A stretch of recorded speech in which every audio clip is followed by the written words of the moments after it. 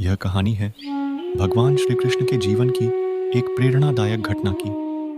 द्वारका में राज करने के दौरान श्री कृष्ण के पास एक मित्र था जिसका नाम सुदामा था। सुदामा बहुत गरीब थे, लेकिन वह श्री कृष्ण के बचपन के मित्र थे। एक दिन सुदामा की पत्नी ने उनसे कहा कि उन्हें श्री कृष्ण से सहायता मांगनी चाहिए। सुदामा ने संकोच से भरे मन से यह प्रस्ताव स्वीकार किया और द्वारका जाने का निर्णय लिया। यात्रा के दौरान सुदामा के मन में अनेक विचार थे कि क्या श्री कृष्ण उन्हें पहचान पाएंगे या उनकी मदद करेंगे। जब सुदामा द्वारका पहुंचे और श्री कृष्ण से मिले तो श्री कृष्ण ने उन्हें गले लगा लिया। उन्होंने सुदामा को राजकीय सम्मान दिया और उनकी आवभगत की। सुदामा ने श्री कृष्ण को चावल का थैला उपहार स्वरूप दिया जिसे वह अपने साथ लाए थे। श्री कृष्ण ने वह चावल ग्रहण किया और उसे बड़े प्रेम से खाया।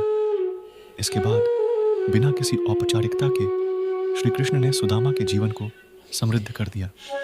जब सुदामा अपने गांव लौटे तो उन्होंने पाया कि उनका घर सोने चांदी से भरा हुआ है और वे अब गरीब नहीं रहे। इस कहानी से हमें यह सीख मिलती है कि सच्चे मित्रता और भक्ति में असीम शक्ति होती है। अगर हम सच्चे दिल से किसी की मदद मांगते हैं तो ईश्वर या हमारे सच्चे मित्र हमें कभी निराश नहीं करते। एक और प्रेरणादायक घटना महाभारत के युद्ध से संबंधित है। कुरुक्षेत्र के युद्ध में जब अर्जुन ने देखा कि उन्हें अपने ही बंधु बांधवों के खिलाफ लड़ना होगा तो उनके मन में संघर्ष और दुविधा पैदा हो गई।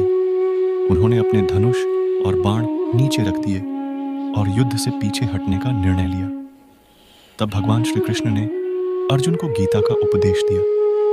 श्री कृष्ण ने अर्जुन से कहा कि जीवन एक कर्तव्य है और हमें अपने कर्तव्यों का पालन बिना किसी अपेक्षा के करना चाहिए। उन्होंने अर्जुन को समझाया कि आत्मा अमर है और मृत्यु केवल शरीर का परिवर्तन है।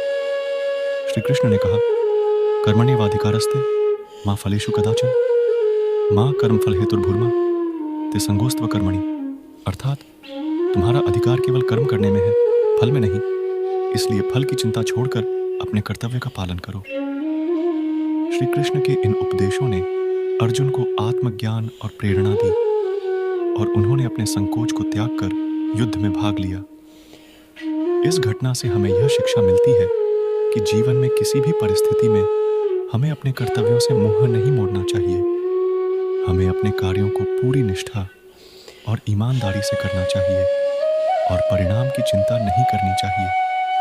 ये हमें मानसिक शांति और आत्मविश्वास देता है।